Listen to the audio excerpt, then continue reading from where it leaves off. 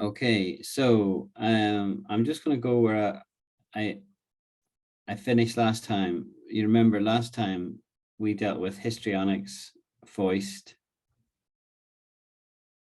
vague, foodie, vilify, and outdo. We did all of those words, I think.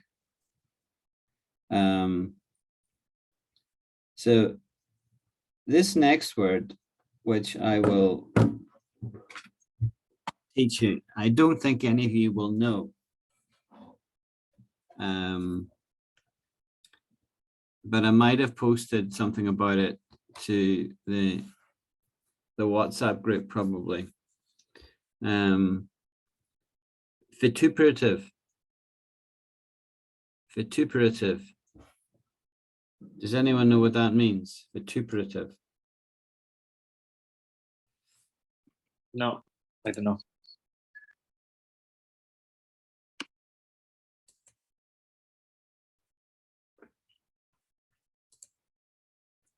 I didn't think people would know what that meant. So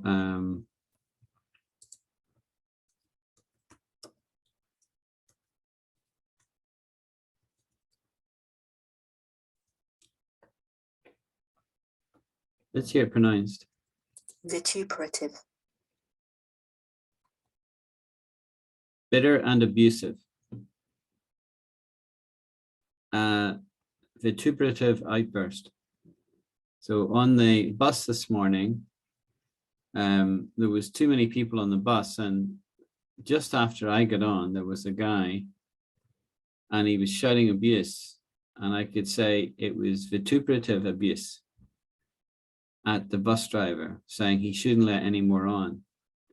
And the bus driver kindly invited the guy to leave the bus and opened the doors, and the guy got off. And it was a whole bunch of expletives, right? So this is normally associated with verbal, verbal things, or behavior. So I read this in Madeleine Albright's book, and the statement she made was, McCarthy fooled as many as he did because a lot of people shared his anxieties, liked his vituperative style, and enjoyed watching the powerful squirm. I'll read that again more slowly, and I want you all to let me know that you understand the statement and ask me any questions if there's anything that's not clear. McCarthy, so let me explain who McCarthy was. McCarthy was, I think, a general in the US Army. And there's a thing in America that was called McCarthyism. And it was essentially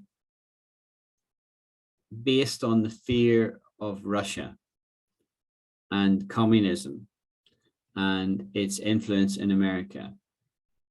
And McCarthy would go about and he'd be accusing people of being communists, right? And to be accused of being a communist or a communist sympathizer in a very democratic country like the US was seen as like the ultimate sin, right? And being a traitor and all of this kind of thing. And so the statement is, so that's who McCarthy was. It said McCarthy fooled as many as he did because a lot of people shared his anxieties, liked his vituperative style, and enjoyed watching the powerful squirm.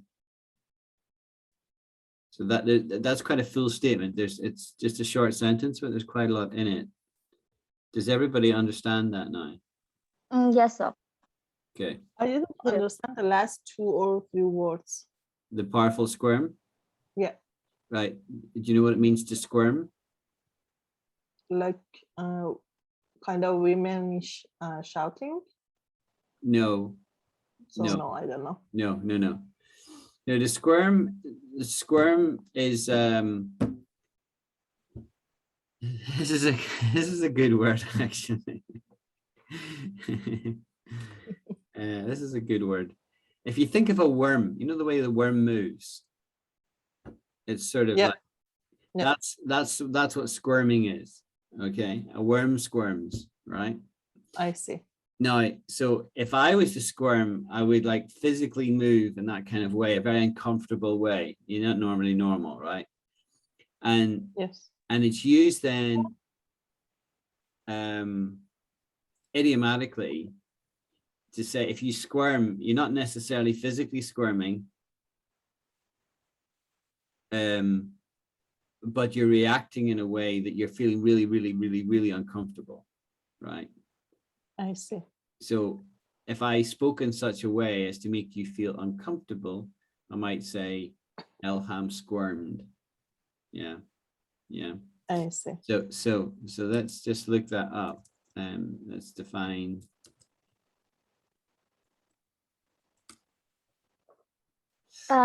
We can say wiggle.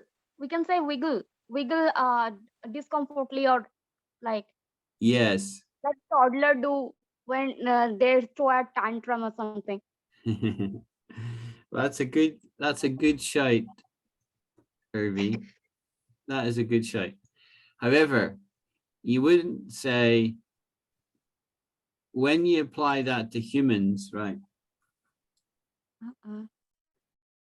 You wouldn't say that somebody wiggles if they're uncomfortable, right? I would say Irvi was wiggling on the dance floor. Right, right, right. But you wouldn't apply it idiomatically, right? How you might say something like this.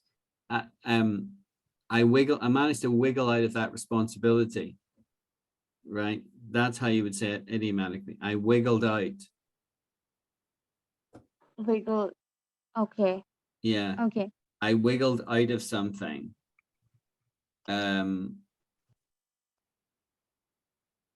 You know, because if you're wiggling, you're sort of shaking your way out. It's not quite the same as squirm, although it's good that you point that out because the two words are overlapped. The Venn diagram overlaps. Oh. Definitely. But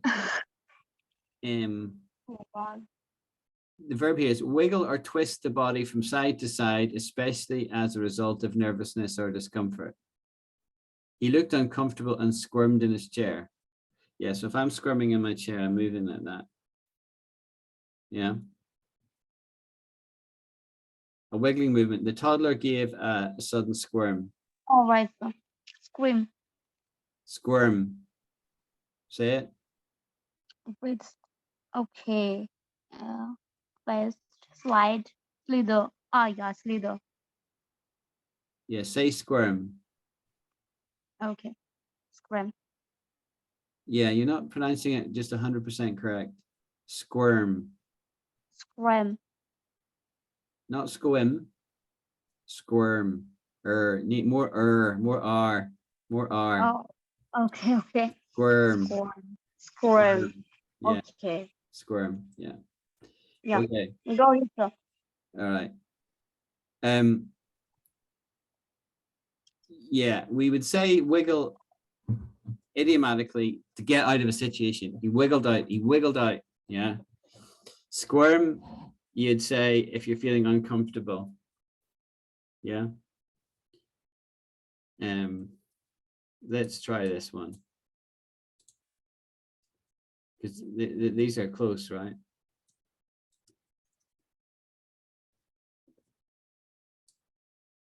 So there's wiggle and there's wriggle. That's interesting. To wriggle, right, pronounced with an R, not a W. To wiggle is to squirm and twist quickly. Think of how hard it is to hold a rambunctious puppy as it wiggles in your arm. As it wriggles in your arm. Wriggle sounds a lot like wiggle, and the two words are very nearly the same thing. Okay, so let's do that. So first of all, we've got what wriggle is.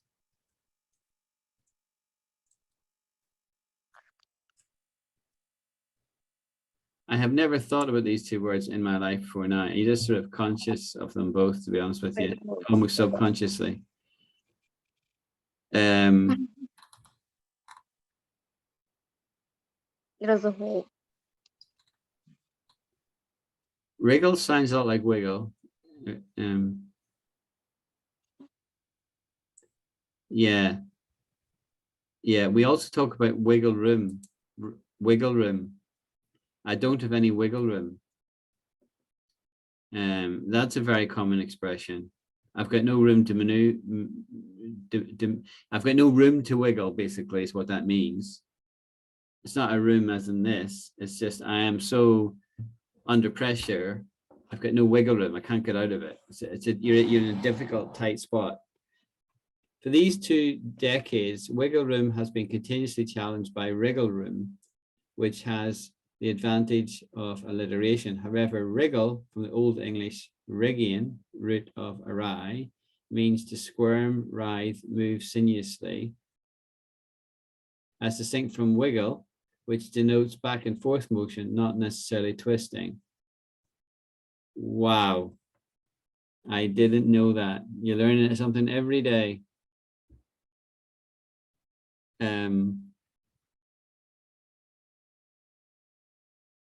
Yeah, there you go. So we have 2 words that mean almost the same thing, wig and wriggle. There's also squirm. Squirm, wig, wiggle, and wriggle. So let's just get that clear, right?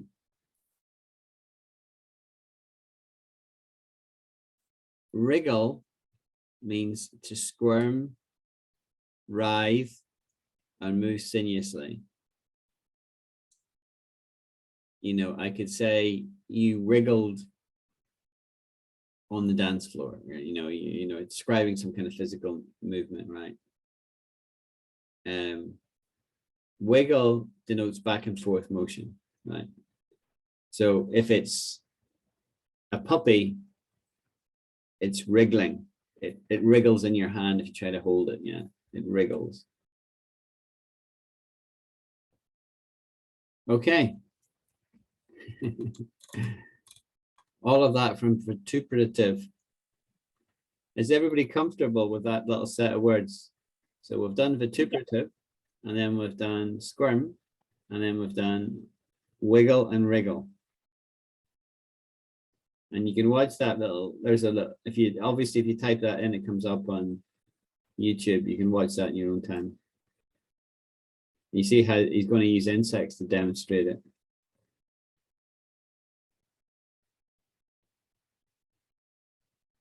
I don't know how long it is, so I don't want to start playing it now. Okay. We'll move on to the next word then. Right. This is a really, really good word, right? I love this word.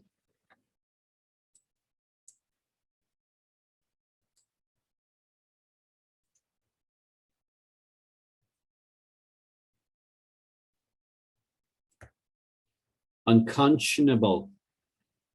Hard word to say. Unconscionable. Does anyone know what that means?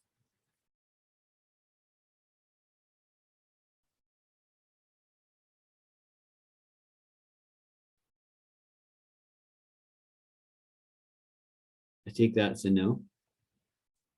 Is it related to consciousness? Yes, yes.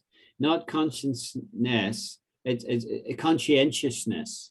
Conscientiousness, which is different from conscious.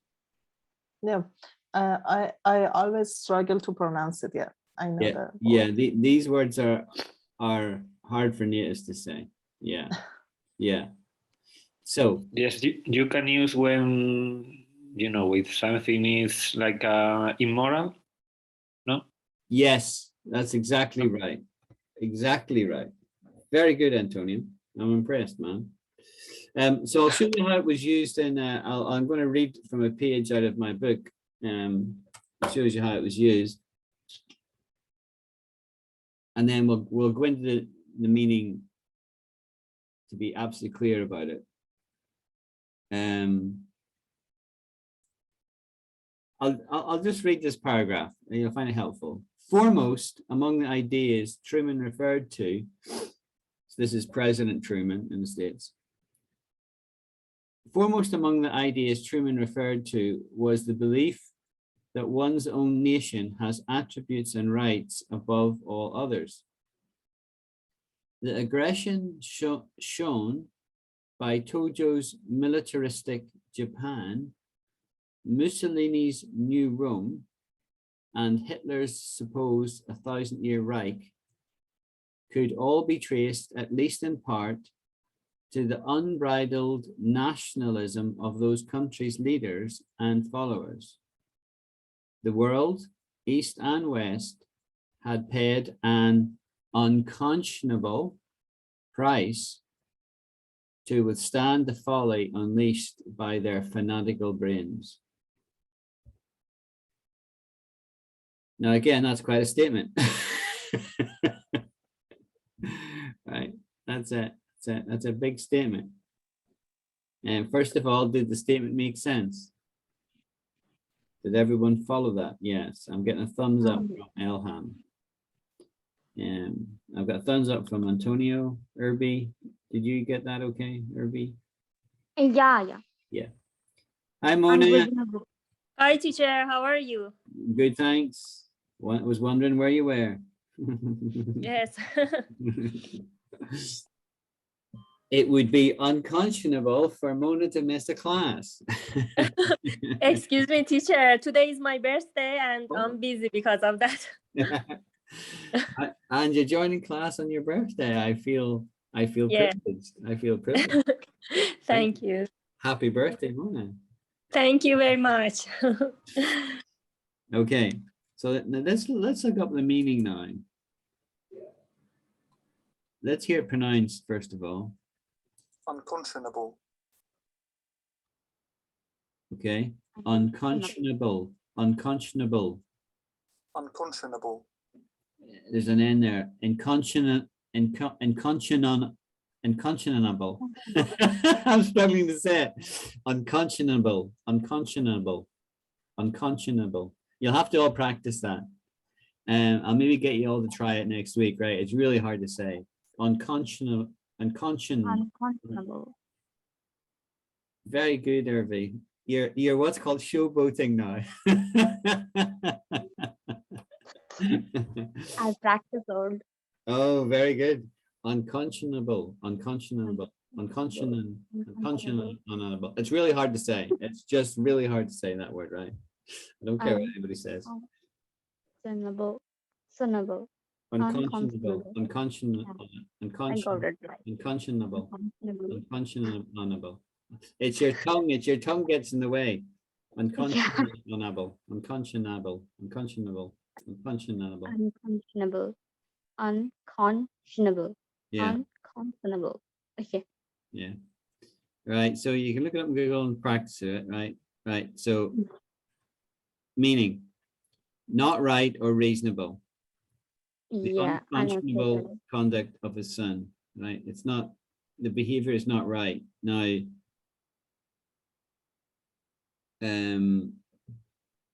Antonio guessed it was like immoral. It's not necessarily immoral, right? But it's not right, right? Because if it was immoral, you'd say the immoral conduct of his son, or you might say the illegitimate conduct of his son. But unconscionable says it's not right. It's not good behavior, right? Unreasonably excessive as well. Shareholders have had to wait an unconscionable time for the facts to be established, right? It's just Hyperbolic.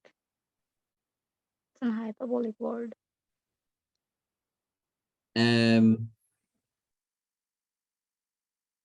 Indefensible. I don't think so. No, because if you say it's hyperbolic, that means hyperbole is exaggeration. Okay. Yeah. Unreasonably excessive. I guess. Yes. Oh. Yeah. Unreasonably excessive. So,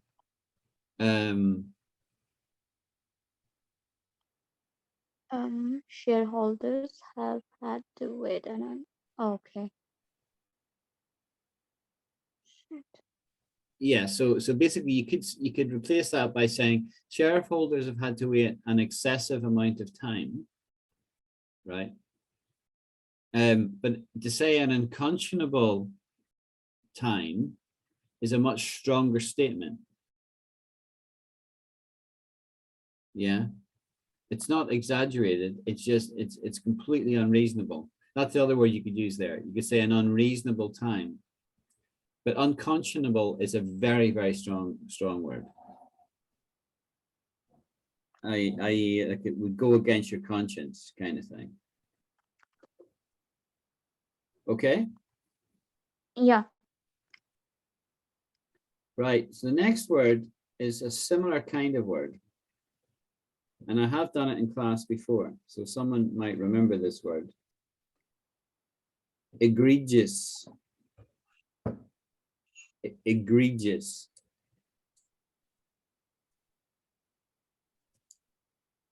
Anyone?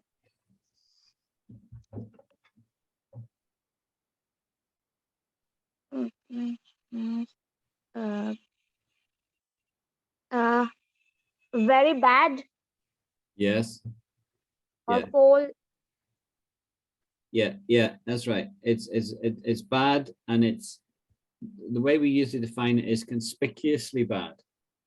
Conspicuously. Okay. Yeah, something very obviously very bad, right? So again, this is a very powerful word, a very strong word. You say this word if something is just Egregious. terrible. Egregious. Terrible. Egregious. Let's hear it pronounced. egregious, Egregious. egregious, So it defines it here as outstandingly bad, shocking, egregious abuses of copyright. This is one of those really weird words where the archaic meaning was remarkably good.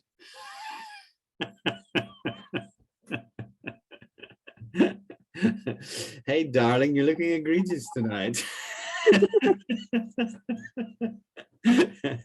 I mean, it's just weird. It's weird that in English, words flip-flopped in meaning through the centuries. I mean, you're going back a few centuries there, but it once meant that.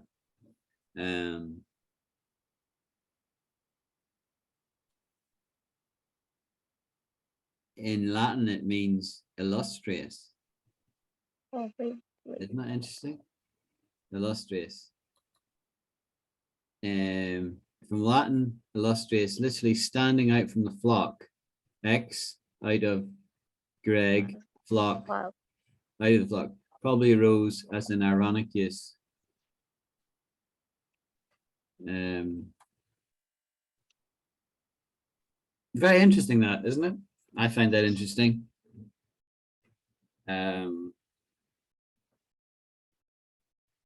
Sometimes confused with gregarious. I would like to think I'm gregarious, but I'm not egregious, hopefully. Okay, is everybody comfortable with egregious? Yeah, I find it very cool word. Cool. What do you mean by cool?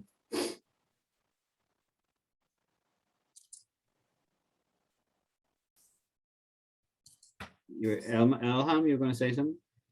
Yeah. May I ask my famous question? How frequently would it be used? Yes. Oh yeah. I've heard you on that topic before. So egregious would be used not in everyday conversation.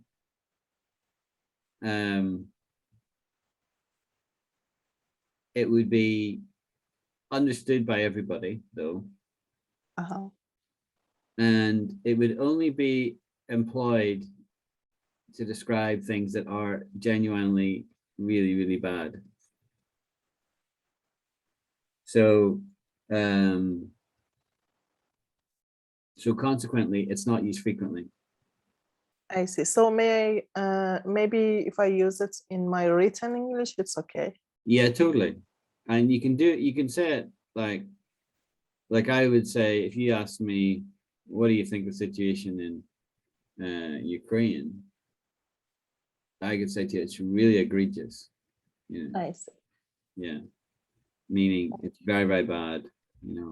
What do you think of Russian behavior? It's really egregious. What do you think of Putin? He's despicable. You know what I mean? You're trying to find the strongest words you can. Yeah.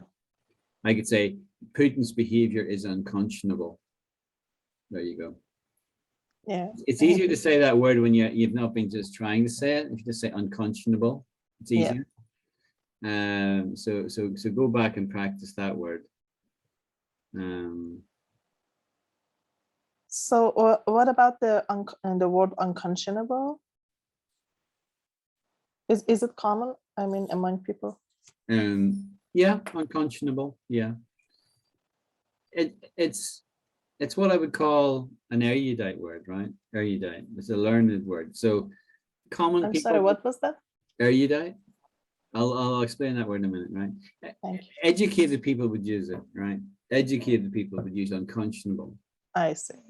Not the people you meet in the bus, I see. Erudite. I use that word a lot. Showing great knowledge and learning. Erudite. Erudite. Erudite. Erudite. I see. Having or showing great knowledge or learning. Ken can turn any conversation into an erudite conversation. He's obviously a very knowledgeable person. Can I say it means literate? No, not the same. Literate means you can read and write. The Right. minimum. Yeah. You can read and write. Illiterate means you can't read or write.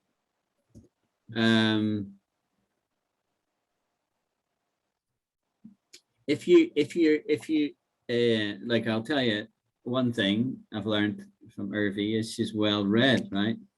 So Irvi is not only literate, she is well read, right? Which means that they've read a lot of books. Yeah. Yeah. More than me.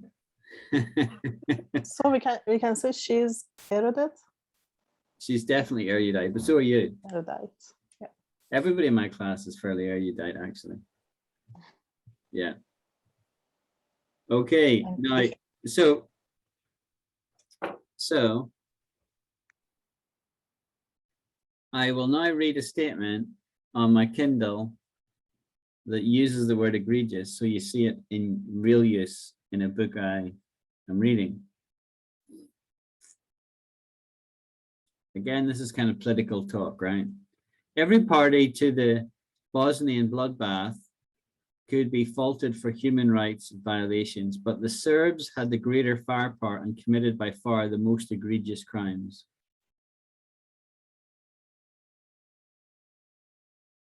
Make sense? The Serbs had the greater firepower and committed by far the most egregious crimes.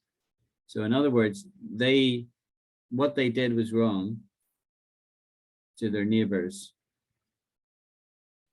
Yeah. And it was really, really, really bad. And so that's why the author, Madeleine Albright, used the word egregious, right? Conspicuously or outstandingly bad. Yeah. Okay, so that's egregious. Right. Next, I'm going to do an expression, which is a very common expression in English. I'll just tell you what it is. Hell hath no fury like a woman scorned.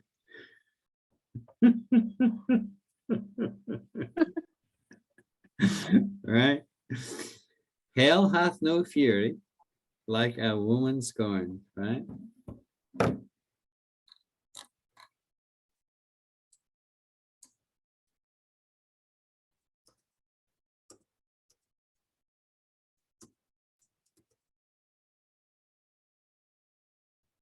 So, oh, very small point in passing.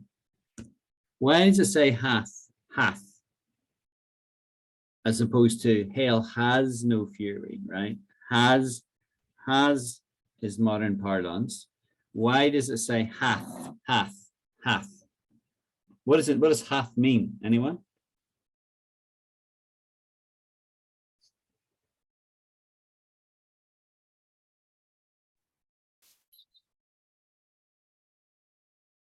I'm not sure, but it could be the same that have or no. Yeah, you basically got it right. It's the same as has.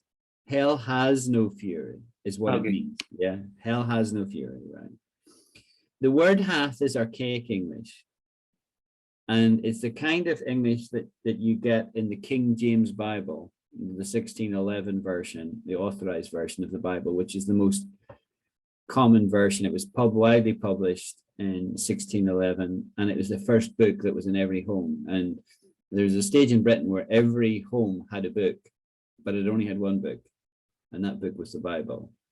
And the version of the Bible they had was what's called the King. It's either called the King James or it's called the authorized version. Both they mean the same thing. And the language in that is 1611 language, which is Shakespearean. And that's why you'll hear when people say, for example, the commandment like language, they'll say, thou shalt not, right? Because the 10 commandments, they all begin with that, right? Thou shalt not kill, thou shalt not steal, right? Rather than you shall not steal or you shall not kill. That's what it means. Because it's archaic language, it's thou shalt not. Thou shalt, S-H-A-L-T, not do something. And so that language is then adopted into modern English. If I'm going to forbid you for doing something, I could say, thou shalt not miss class next week. You see what I'm doing there? I'm employing that language, but in a modern context. Thou shalt not, because it's like, it's biblical. So it harks back to the Bible and authority. Everybody with me? Yes, I've got one thumbs up, two thumbs up. Right? I'm doing all right. So, hell hath no fury, right? Is not a biblical. I can see one of the things is biblical, but it's not in the Bible, that right? But it's employing biblical language. Okay. No, but let's look at the meaning of the word first of all, and the meaning of this expression. A woman who's been rejected by a man can be ferociously angry and vindictive, right? That's what it means. So, you know, if a woman finds herself in love, romantically involved with somebody, and then gets rejected, she can, like, sometimes they'll say, well, stuff him, but other times she can get really angry and try and get back at the guy somehow, some way, somehow, right? That's what it means. Hell hath no fury like a woman scorned.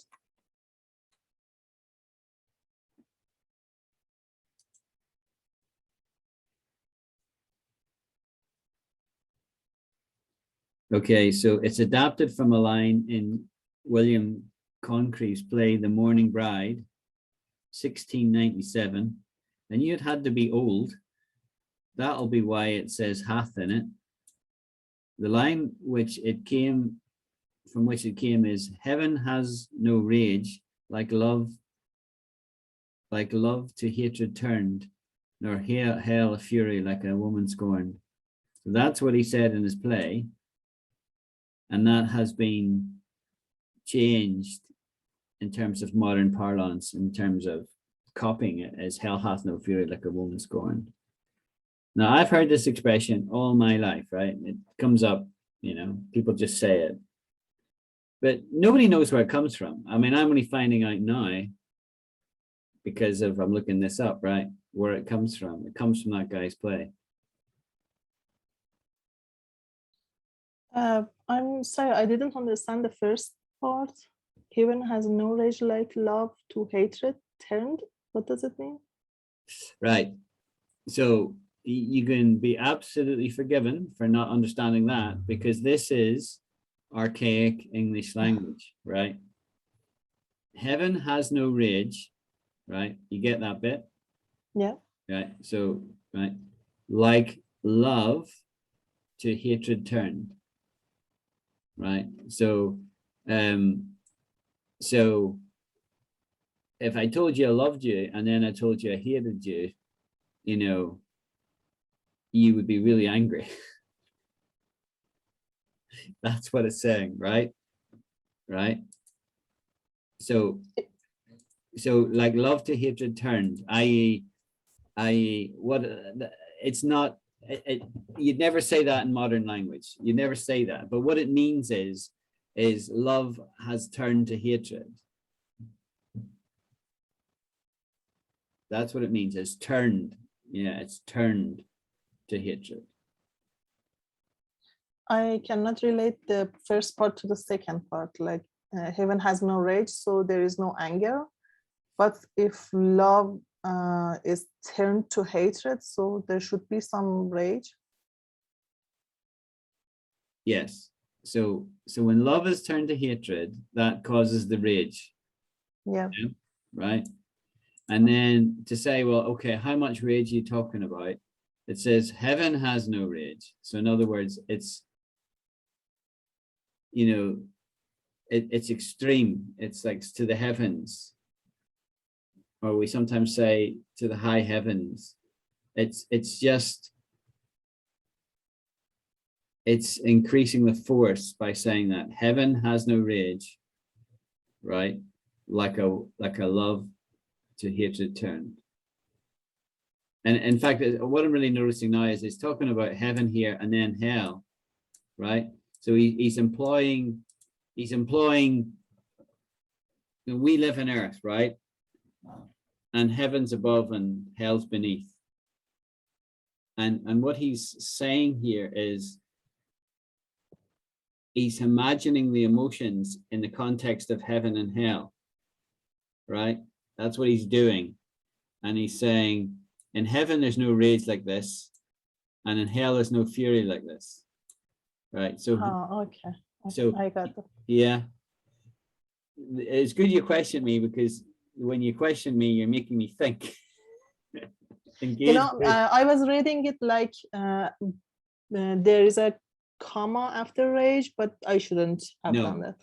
No. I got the point. Yeah. Heaven has no rage like. There's no comma. I see. Yeah. So interesting. I learned something today in class. So there you go. Okay, so this is a message for guys. If you love a woman and you tell her don't turn. Be careful. Yes, Mona. So, or was somebody asking me a question there? Yeah. Did somebody ask me a question? I didn't ask you a question. No. Okay. No. Okay. So is everybody okay with that then?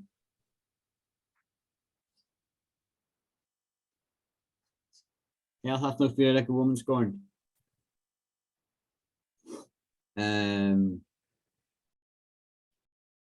Right. Next one is much easier. And I don't think I've done this one before. It's believe you me. Believe you me. What does that mean?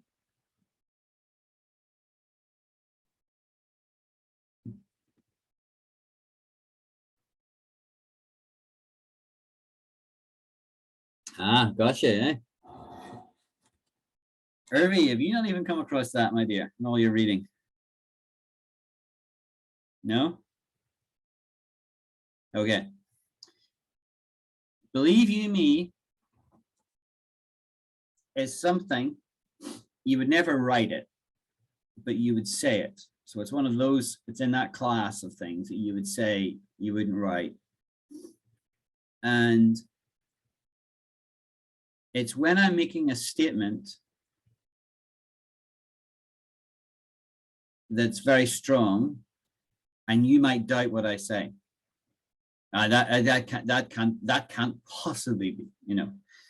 And because I'm anticipating that reaction, I reinforce what I'm saying by appending, adding after I've made the statement, believe you me, right? So let me use a trivial and small example. You know, it hadn't rained for about 8 weeks. This is my 8th week working in London, and it hadn't rained the whole time until yesterday. And somebody could say to me, oh yeah, Alan, you brought an umbrella into the office. Yes, but it hasn't rained for about 2 months. I said, I know, but it's going to rain today.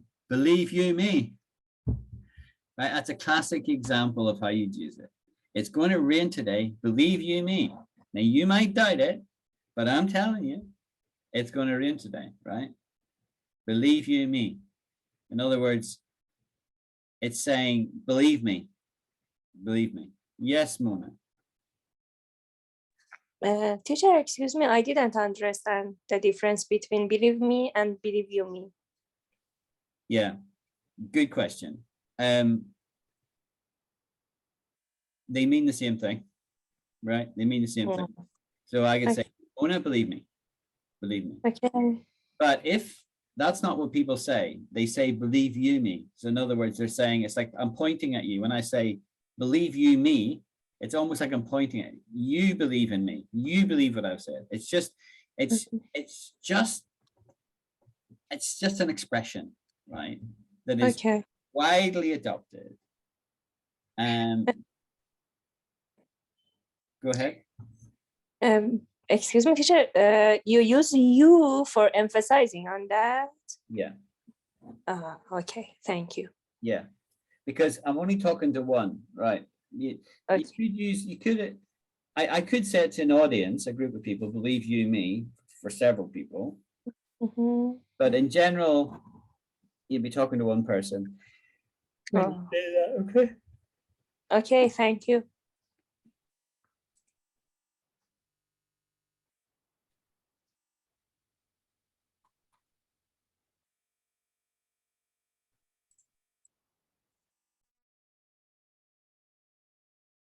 There you go. You can use believe you me to emphasize what you're saying is true. It's absolutely amazing. Believe you me. Yeah. Okay. Yes. This is a good one to know. This is native speak. Speak like this, I'll think you're native. Okay. Right.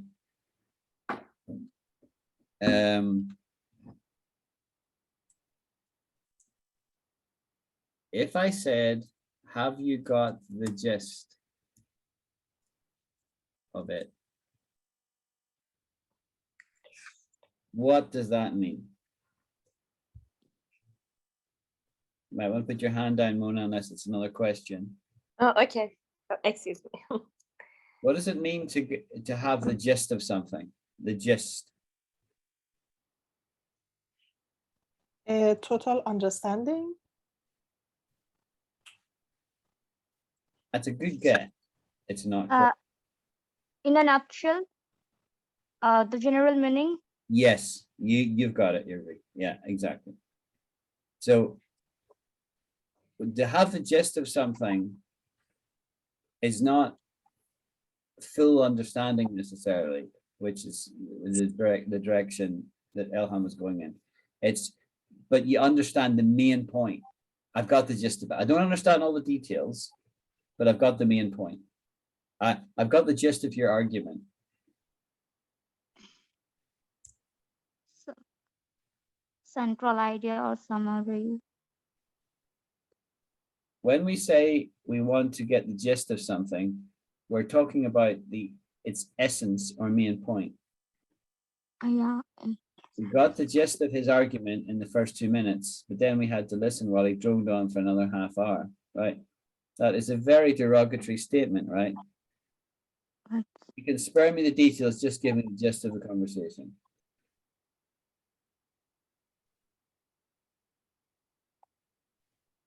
Okay. And it's spelt with a G. I don't know why they're asking that. It's spelt with a G. Although some people say gist as opposed to gist, but we pronounce it like it's with a J.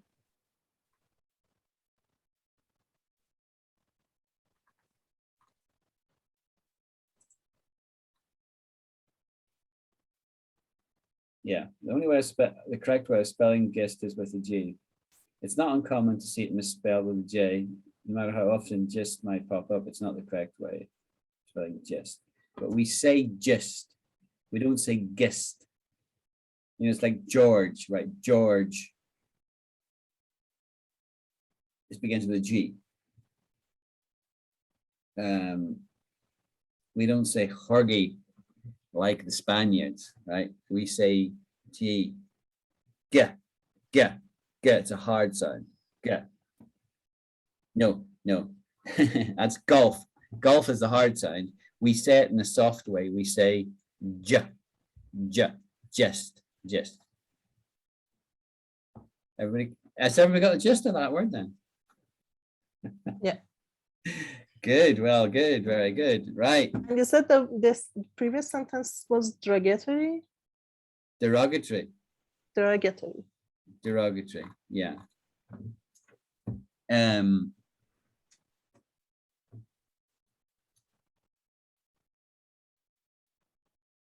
can't remember the context I said that now.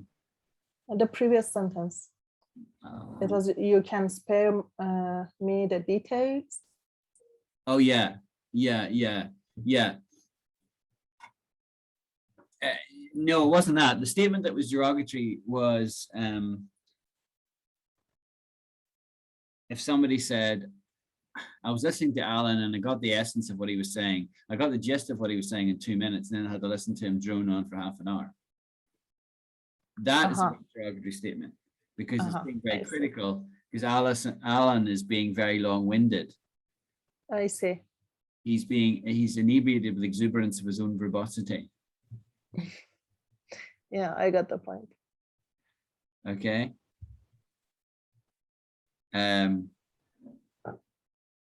Irvi, did you know that inebriated with exuberance of his own verbosity is used in a Bollywood film? Did you know that? No, I didn't know. Look it up. It's a very famous Bollywood character. I mean, not famous to me, but he's famous in India. And if you look it up, there's a YouTube of it. It's very funny. It's very funny. Yeah. But actually, the original quote was from the British Houses of Parliament, right? Yeah. I've done it in a previous lesson. Okay. What does this word mean?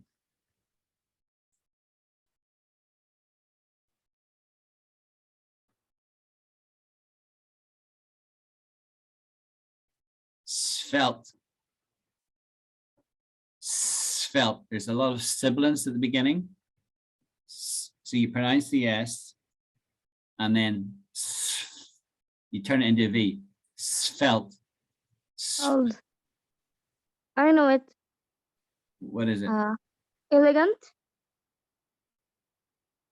or beautiful or aristocratic. Yeah. Yeah. But you could be beautiful without being svelte, couldn't you? Elegant. Okay. Yeah, and also you could be elegant without being svelte. So you have to distinguish the nuance between svelte and elegant and beautiful. But you've basically got it, right? But I'm being hard on you because you're good, right? I'm being very, very strong here, right? So what is the difference between svelte and elegant and beautiful and so? I want to know precisely what svelte means. It's more like slender. Yes, exactly. It's a physical attribute, right? It's a physical attribute that's got to do with, it's usually a woman that is described as svelte, not a guy. Basically, slim, What? slim, like slim figure. Slim. Woman, slim, Slim, not slim, slim. slim. Yeah. Okay. All Yeah. right. All right. Slim. Exactly. Let's hear it pronounced. Svelte. Svelte. Svelte. It's almost, the V almost sounds like an F. Svelte. Svelte. Right. Slender, slim, graceful, elegant, willowy, sylph-like. Does svelte mean skinny? Slender or graceful figure, slim, slender, graceful, live, refined, delicate. The definition of svelte is someone whose body is slender and graceful, or someone is sophisticated and elegant. Okay, so basically it's saying here that it could be sophisticated and elegant.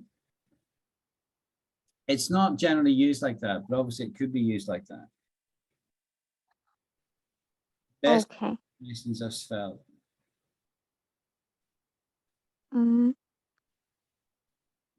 Delicate. Okay. Attractively thin, gracefully slender. So anyway, this would be seen as very complimentary. If you were described as svelte, that would be right. But you notice here it's being used for a guy, and it means suave, polished, sophisticated. His svelte singing style. So it's not always physical. Okay. Fashion, appearance. It's more of appearance. Okay, we're about out of time, guys. We'll do one more word. And with this, we'll finish. Quisling. Quisling. Quisling. Quisling. What does quisling mean? Quisling. Quisling. Irby, I don't know if you realize that you're unmuted and you're talking, but you're not making any sense. So I don't know if you're just sort of thinking out loud. It's more like a traitor and a person who we couldn't have faced in. Yeah. Or close by. Exactly. Yeah. Quisling. Yeah. Shit. A traitor who collaborates with the enemy force occupying their country. Right.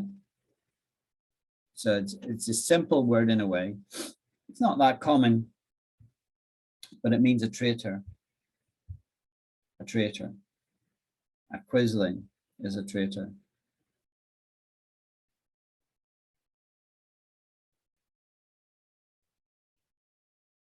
It's interestingly, it's a term used in Scandinavian languages and in English meaning a citizen or politician of an occupied country who collaborates with the enemy.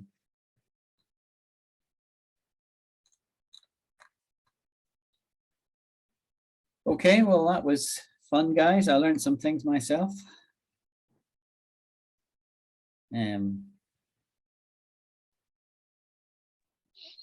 Okay, Alan, I learned a lot too, so thank you very much. No problem. Yeah, thank you for your time. No problem. So I will do a class on Sunday for those that are free at 7 p.m. I did do one on Sunday there, but nobody turned up, so it was a damp squib. That's another word I'm going to teach you shortly. A damp squib. But I'll leave that till next time. Okay. Have a good day, everyone. Bye-bye. Okay, You too. Bye. Thank you. Bye. Thanks,